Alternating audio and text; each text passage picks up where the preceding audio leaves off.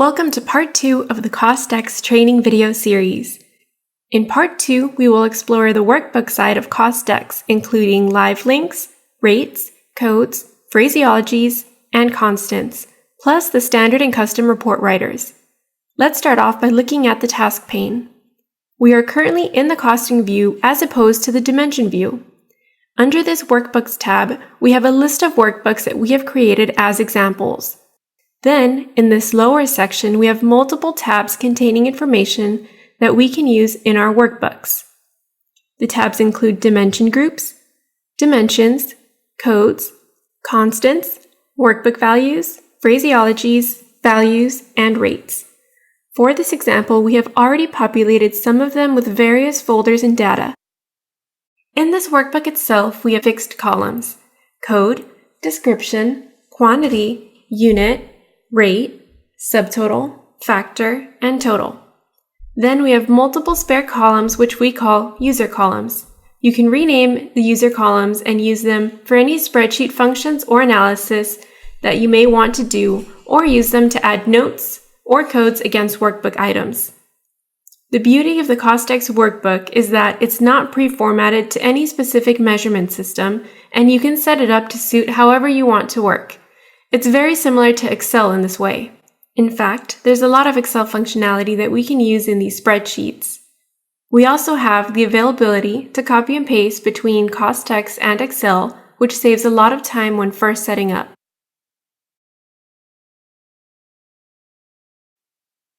Now, if we take a look at this workbook, which has been populated with information, we can see that the number values are in 3 main colors: black, blue, and green. A black figure means that it has been manually typed into the workbook. CostX supports many spreadsheet functions, from simple calculations to complex if statements. A blue figure indicates that there is some information on the level below. Within the CostX workbook, hierarchies exist that allow the user to better order their information. We can drill down up to 10 levels. This particular level is the summary level, and all the subtotals are blue, meaning that the buildup is underneath. Let's click down into Superstructure. Now we can see a detailed breakdown of all the items that make up the summary figure. Each main sheet, also called a cost sheet, has both quantity sheets and rate sheets available. We can also drill down into these sheets to see the various items that make up that particular item. Up at the top here, we can see a summary of the levels that have been drilled down into. To roll back to the top of the summary sheet, simply press this arrow.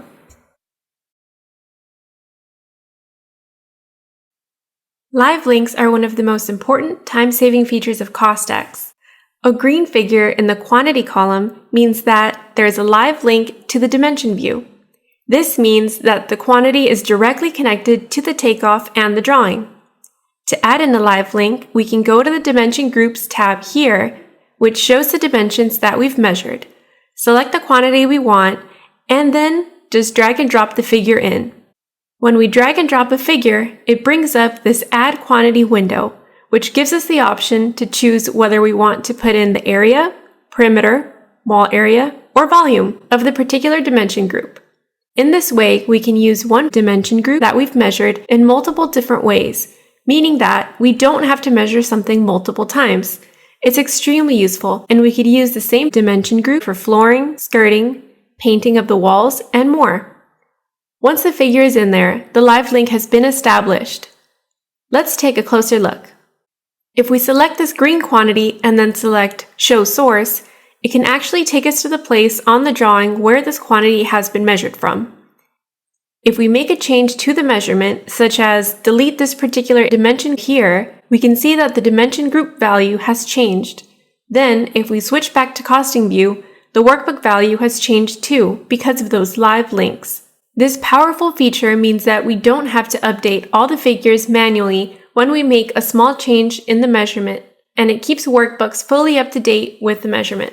A green figure in the rates column means that there's a live link to the inbuilt rate library. Again, this has been dragged and dropped from the rates column over here. We can again show source of the particular rate, and it will take us back to the rate library.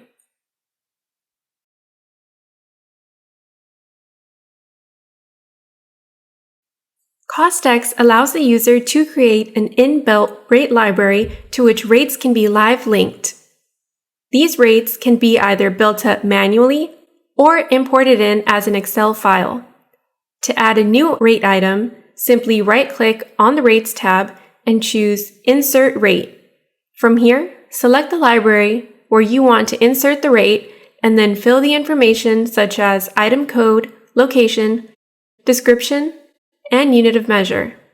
For a simple rate item, just type the value in the rate field. Composite rate items can be created by clicking on the green sheet. This rate includes labor, material, subcontractor, and equipment costs, which can be adjusted by the user and updated. Additional rate properties can be added and factored into the rate as well. Rates can be copied over and revised by right-clicking on a similar rate and choosing Copy Rate, and adjusting the desired fields to reflect the new description and the new rate. The way that a rate library is live linked to the estimate is especially useful because just by updating the rate once in the rate library, it will automatically update anywhere that it has been linked in your workbook, keeping all figures up to date. This saves so much time as it means you don't have to go looking through each instance where the rate is repeated and update it manually. To import rate libraries from Excel, use the Import button. The inserted rate library will be displayed in the Costing View panel. So now we've seen that we can not only live link the workbook to our dimension groups, but also our rates. Within CostX, we can easily set up a template with all of these links to allow for even faster and easier measurement. So if we go to create a new project and building, we can simply base our new building on the selected template that we already have. Then, when we open the new building, we can see it contains a set of dimension groups and 2 workbooks based on the template. The dimension groups and the workbooks are all zeroed out as there is no drawing in the project yet, therefore no takeoff.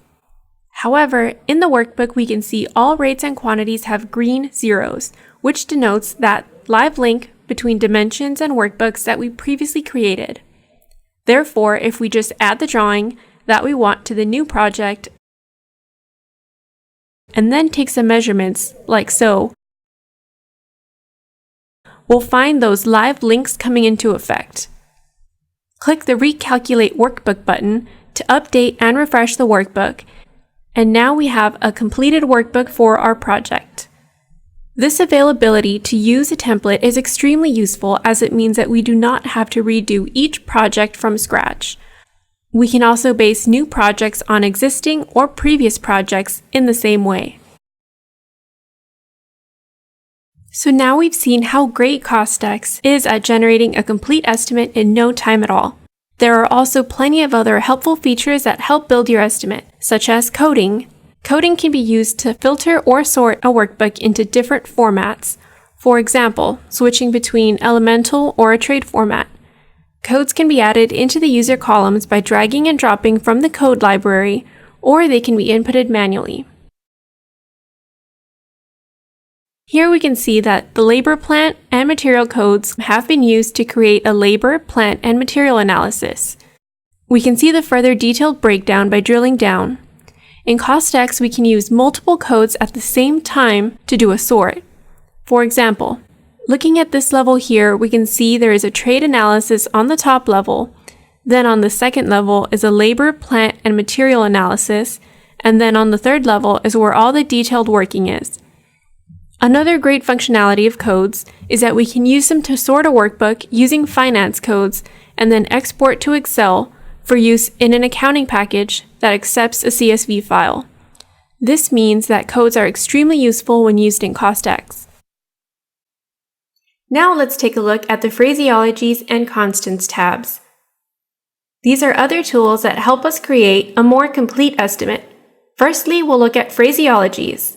Phraseologies are used as descriptions for items in a workbook, typically used when the descriptions are required to be in a prescribed format, such as to accord with the standard method of measurement. Clients can download several CostX compatible phraseologies on TechWeb. Once we've imported a phraseology into CostX, we can put required items into the workbook. Simply drag and drop into place. Additionally, if we want to build a detailed description, we can hold the Control key while we click multiple items. Then drag and drop the text into the workbook. Each item will be placed in a separate line in the workbook. If we want multiple items combined into a single description, we can select multiple items as before, move to the destination cell, hold down the Alt key, and then move the cursor slightly to compress the cells into one, and then click to release. We can also change the separator character, which by default is a space if required. Constants are also useful and are often used for roof pitch factors or steel weights. We can either import constants from Excel files or insert our own in System Administration. They can easily be dragged and dropped into the workbook to be applied to a certain figure. There are plenty of other great features in the CostX workbook. For example, notes can be easily added in like so. There are a variety of great tools and buttons available at the user's disposal, making the CostX workbook a very powerful tool. So now we've seen how to use the CostX workbooks. To add data into the workbook, it is possible to export and import files prepared in various external applications. If we click the Export button under the Workbook tab, we can see that there are a number of different formats that we can choose to export the workbook in. Excel is a useful format for exporting, so let's use it as an example here. Select the workbook and choose Export Workbook to Excel. Then save the file to the desired location. Open the file in Excel and we can see that the workbook is reproduced on a single worksheet tab and the data is inserted as active formulas. Alternatively, if we click the drop-down menu of the Add button, we can see that there are a variety of different files that we can import from various external applications. All of these import and export options show how CostX can easily interface with other existing systems. Once the workbook is fully costed, we can then use our integrated report writer to create a detailed report. This allows us to print out information from the workbook and present it in a professional manner. CostX comes with a number of standard reports preloaded. These can be easily altered to suit your requirements. Say if we open this elemental summary, we can then alter or change the columns or hide columns or information that we don't want other clients to see. Add custom logos. From here, we can create a full report. CostX also contains a fully customizable report writer where you can fully customize reports as required for your outputs. Please refer to CostX Custom Reports Guide for more information. System administration is used to set up and edit the central system database. Changes made here are system-wide and seen by all network users. Here we can insert or edit a project and create a list of locations. Standard dimension groups can be created and the options set to copy them to each new building by default. Zones can also be inserted in system administration. These can be used to organize and categorize the dimensions within the estimate into user-defined groups for various pricing purposes. These zones include floor level, location, function, classification codes, start and end phases, and more. Dimensions can be categorized in up to 8 different zones. The project-specific zones will appear above the view window while in the dimension view. This instruction room has been categorized into 3 different zones: third floor, west wing, and instruction. Similarly, this office on the second level floor plan has been categorized into the second level, north wing, and office zones. Project-specific zones can be added by going to Project Properties, clicking into the Zones tab, and choosing a zone which to add the new zones. Fill in the name column with the desired zone name and then click Update. The workbook view can also be modified according to these user-defined zones. Double-clicking on the workbook opens the Workbook Properties window. You can then choose the zones by which you wish to view your estimate and then click Update. Alternatively, you can move all of the zones into the selected column on the right to view all zones in the entire estimate and back out any zones which you wish to leave out. When the estimate is updated, only the selected zones will be calculated in the estimate. The Unit of Measure section holds typical abbreviations for units of measurement and allows the calculation and display rounding to be set individually for each one. As mentioned before, code libraries, constants, phraseologies, and rate libraries can all be set up in System Administration under the Costing tab, or imported from a CSV file. Finally, the Value section can contain any numerical amount that we wish to reference in the workbook, which can be inserted here or imported from a CSV file. So this concludes our video on Part 2 of the CostX training video series, focusing on CostX's workbook features.